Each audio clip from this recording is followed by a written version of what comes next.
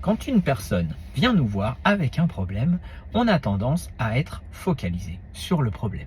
Et en fait, elle nous pose souvent une question en nous disant « Ah purée, j'ai besoin de ton aide parce que je ne sais pas quoi faire dans cette situation ». Et là, typiquement, on se fait embarquer direct et on a dans notre tête déjà une petite question qui tourne. Ah, qu'est-ce que je vais proposer? Qu'est-ce qu'il faut faire dans cette situation? Comment s'en sortir? Eh bien, je pense que c'est un très mauvais objectif parce que ça nous empêche d'écouter comme il faut. Ce dont a besoin la personne, en fait, ça n'est pas de solutions qui viennent de nous. Ce dont elle a besoin, c'est de passer du temps avec son problème pour mieux l'appréhender. Pour bien comprendre ça, pensez à un casse-tête. Un casse-tête, c'est un objet un peu compliqué avec des pièces dans tous les sens et on ne sait pas trop comment elles s'assemblent ou se désassemblent.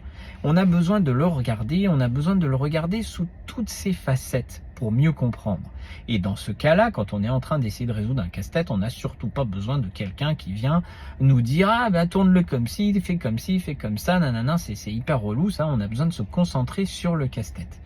Eh bien, quand il nous arrive quelque chose qui nous met dans une situation un peu de casse-tête, où on ne sait pas trop comment répondre à cette question, on a besoin que l'autre nous aide à regarder notre situation et à l'appréhender sous tout un tas d'angles.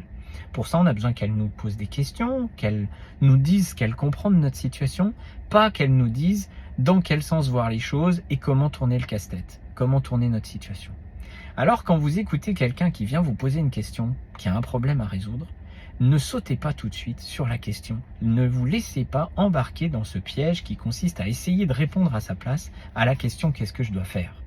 Passez plutôt du temps à accueillir ce qu'il dit, à reformuler, à écouter tranquillement quel est le problème et rester avec le problème comme s'il n'allait pas se résoudre.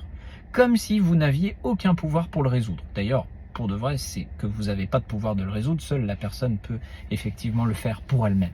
Mais bon, restez avec le problème, posez des questions, passez du temps avec la personne, avec sa souffrance, avec sa problématique et avec même son incapacité à trouver une solution, et vous verrez que ça l'aidera beaucoup plus que directement de lui donner des options ou directement de chercher à minimiser ce qu'elle vit.